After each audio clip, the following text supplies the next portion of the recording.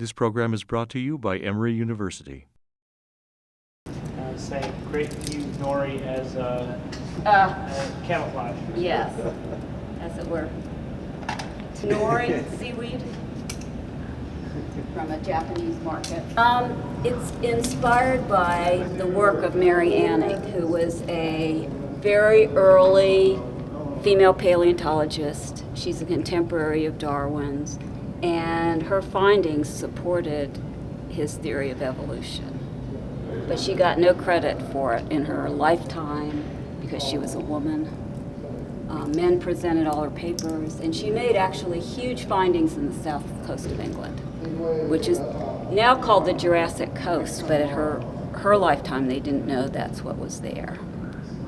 Every day she walked along the water in Lyme Regis where she lived, and she looked at the rocks, and as the water washed into the rocks and washed things off and washed things away, she saw things in the rocks, and she dug them out. And one of the things she saw was an ichthyosaur, and ichthyosaurs are known for their huge eyes.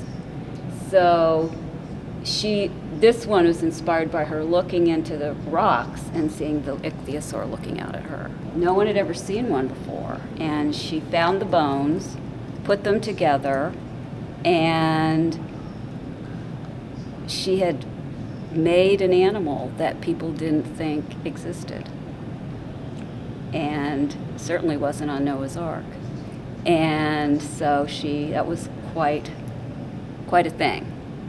Here on this one I have some of her other major findings: plesiosaurs, ichthyosaurs. These are all sea animals that lived millions of years ago and are now extinct.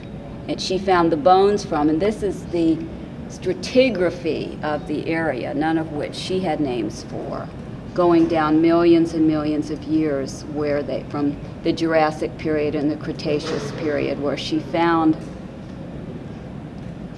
all these marvelous finds.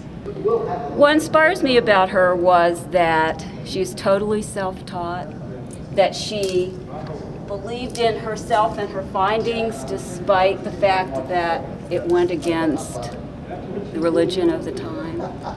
She was really upsetting the apple cart. And so I'm inspired about that kind of believing in the science and just following the science and not being scared off and not stopping because she was a woman and people told her that women couldn't be scientists. She died before Darwin and started to get credit largely after her death.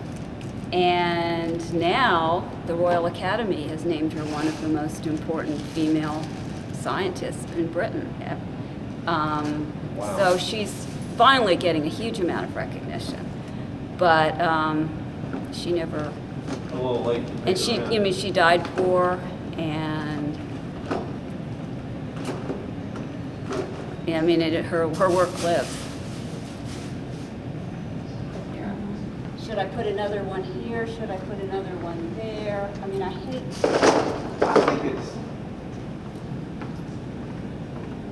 I think it's enough, Robey. Do you think just as? Just as? The preceding program is copyrighted by Emory University.